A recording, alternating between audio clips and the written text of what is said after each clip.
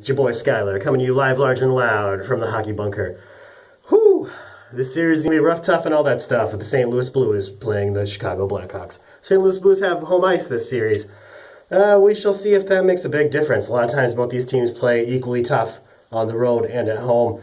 The Blackhawks have been a little iffy at home this year, but I think in the playoffs, obviously, that shit goes out the window, as any Blackhawks fan will tell you.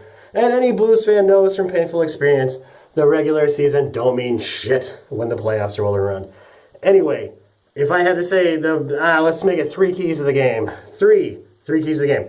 One, the St. Louis Blues need to establish the forecheck. They've decided to dress Ryan Reaves for this, at least the first game of the series. I don't know if I'm a huge fan of that. Ryan Reaves tends to get a little undisciplined this year. He's already taken a 5-minute major, plus game misconduct against the Blackhawks, which, I mean, you can't afford that. A huge penalty like that could mean curtains for the Blues, as the Blackhawks are just too fucking strong in the power play. Potentially. Okay, second. So establishing the forecheck, because when the Chicago Blackhawks are allowed to counterattack, they're among the best, especially Duncan Keith. He'll be out for game one, still due to suspension, but when they break out good. They break out fast. They are tough. All right, so two, I think it's going to come down to, and the linchpin is going to be the youngsters for the Chicago Blackhawks. You have TVR, and you have, Gunnarsson on the blue line.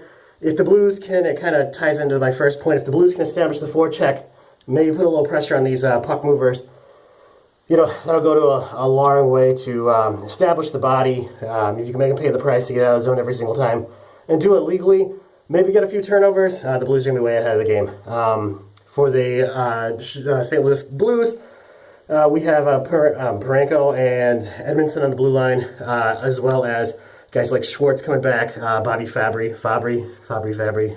depends on where you're from, Hacky, depends where you're from.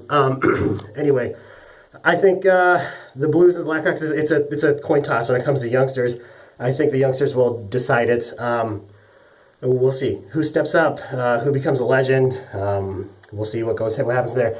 Third and last, you're going to have, I think it's the intangibles, not necessarily anything that can be, I don't know what you want to say, you're not going to see an NHL 16 in the ratings, but I just see, especially how many injuries each team's bringing in. Backus is injured. I mean, you got, Corey Crawford's dealt with some injury this year. Anisimov has been a little banged up. Some of the scoring depth on either team. You're going to have some injuries, and you can better believe after this series, both teams are really going to be licking their wounds.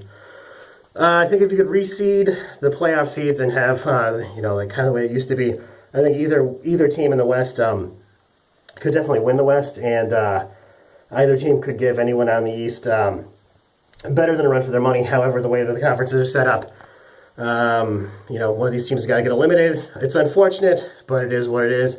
And, I don't know who's going to win this game, who's going to win this series. People are picking I would say the average professional hockey pundit, writer, whatever, is picking the Blackhawks in about 5 or 6. It looks like I can see either team winning. The Blues, can they get the monkey off their back this year? I think they have the scoring depth maybe that they didn't have before in the playoffs. The Blackhawks are always tough. They won 3 cups in, 6 years? Maybe 5 years? I don't remember how to count sometimes. I think it's 6 years. Anyway, forgive me. Point that out. I don't know. It's going to be a tough one either way. It's going to be a great one. It's going to one of the best rivalries in hockey over the last, since the Blues' inception, especially since the 80s and 90s and on to today. It's going to be a tough one. May the best team win. The last thing, third thing, the Blues cannot give Patrick Kane room. When they've been burned by Kane in the past, it's because they let him almost walk in. I mean, he doesn't walk in necessarily. He's way too good of a skater. He definitely floats in towards the net, and when he gets the matchup at the angle, he's going to win that most times. If not, he's going to hit the post and cause some problems. So, like I said, you got to hug Kane, don't let him break out, let the young guys come through. It's going to be good. Both these teams are geared to win, not just now, but in the long term as well. Anyway, guys, enjoy your hockey. There's some great playoff matchups. Hawks and Blues is huge. Also, Sharks and the Kings. I'm looking forward to that one too. Out east, it's scary. Pittsburgh's been good.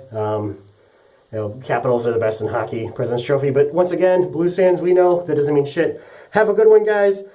Stay fitted. This is my fitted of the day. I only have a Blues hat. They don't make a ton. I'm not a, well, anyway. Have a good one, guys, and stay fitted and take it easy. Bye.